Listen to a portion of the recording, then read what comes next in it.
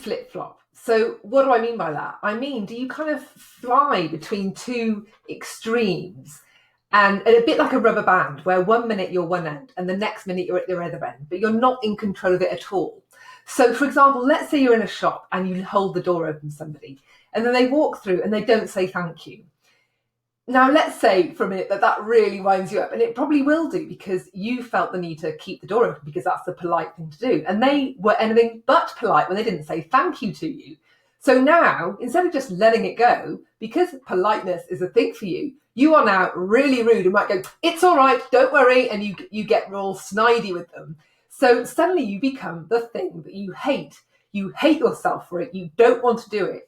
If you could choose how to behave, you wouldn't be doing that, but you're flinging yourself back and forth. You're flip-flopping between your need to be polite, your love of politeness, and your hate of rudeness.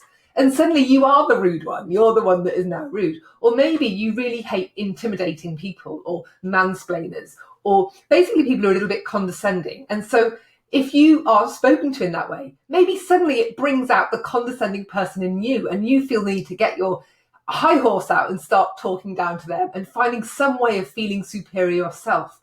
And again, this is because you're flip-flopping. You don't want to be that person. You've now become the thing that you hate, but you just can't help yourself. These areas of flip-flop happen to all of us. And what's really going on here is this emotional energy that is causing this tension. And until you clear that emotional energy, until you clear the conflict that's going on, you are going to carry on flip-flopping.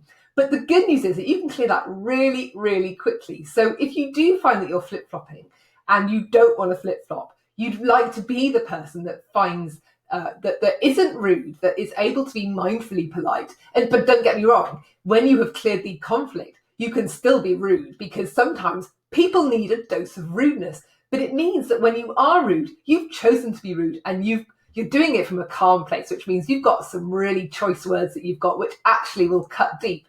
And that's the intention. But it means you won't be rude as a reaction. You won't be reacting in the same way because this kind of flip-flopping is just an emotional reaction. You're being triggered in that moment and it just comes out and you can't control it. And that is ugly behaviour that we just don't like about ourselves. And it's stuff that we wish we could do less of. So I'm just coming here to ask you whether you flip-flop. And if you do, I'd like to know what areas of life that you do flip-flop with, because I find this stuff really interesting.